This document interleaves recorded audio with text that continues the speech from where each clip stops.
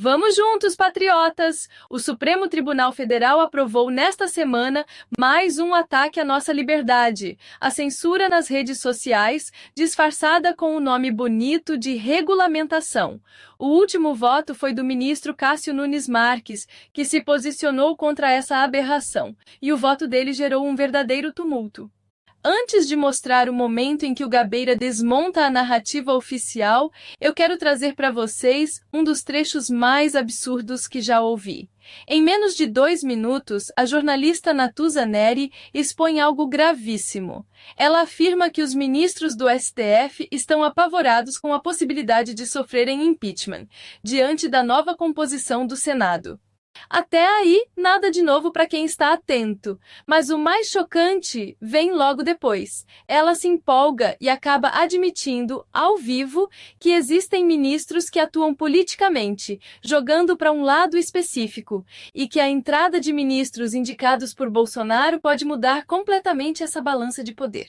Então, dentro da caixa de ferramenta, tem as ferramentas que vêm da Câmara e dentro da caixa de ferramenta do Senado também tem outras ferramentas, que segundo a nossa Mariângela Amu, que mediu a temperatura do Supremo, como ela sempre faz toda semana antes da Central, o Supremo está bem ressabiado com essa potencial avalanche a partir de 2026. No sentido de empichar ministros do Supremo, e o Flávio Dino entrou na roda. Antes só se falava de impeachment, o bolsonarismo fala muito de impeachment do Alexandre, e o Centrão começou a falar de impeachment de Flávio Dino. Mas, além disso, ainda tem a possibilidade de se mudar a sistemática do Supremo. Ou você alterando a idade para aposentadoria, o que faria com que os ministros que jogam por um lado ou que pensam de uma forma saiam e o próximo presidente da República, se fosse de direita, por exemplo, indicasse novos, e aí você muda a correlação de força, ou pior ainda, aumentar a composição do Supremo. Ao invés de 11 ministros, o próximo presidente da República indicar mais ministros para poder mudar, assim, a correlação de força também. Posso fazer algo que o Hugo Chávez fez. E foi aí que tanto o Gabeira quanto o Joel foram direto ao ponto e desmentiram essa versão. Eles expuseram o óbvio. O STF está ultrapassando seus limites e tomando um espaço que não é dele. A tentativa de empurrar essa censura com palavras bonitas caiu por terra ali, na hora.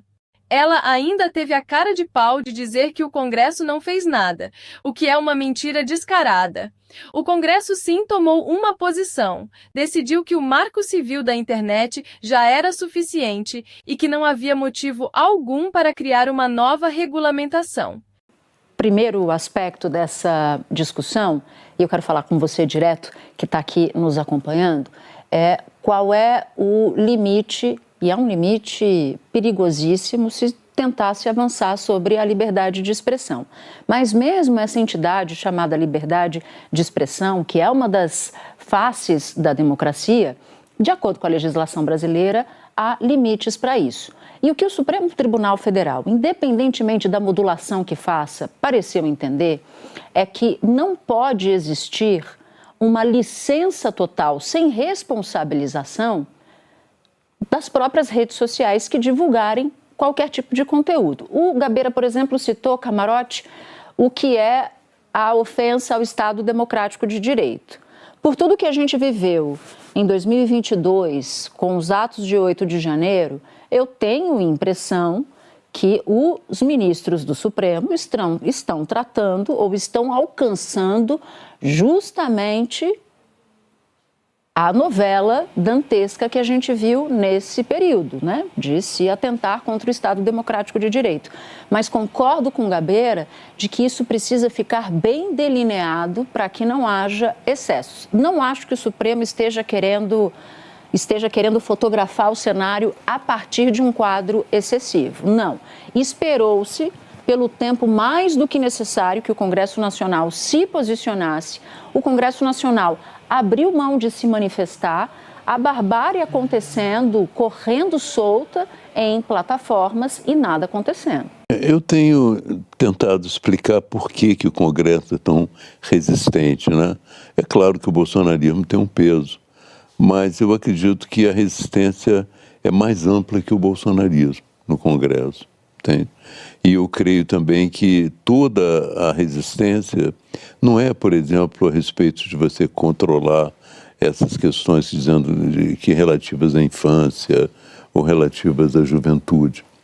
Toda a resistência em que é controlar a dúvida se você vai ter o governo te pegando por aí, se a oposição não vai ser censurada.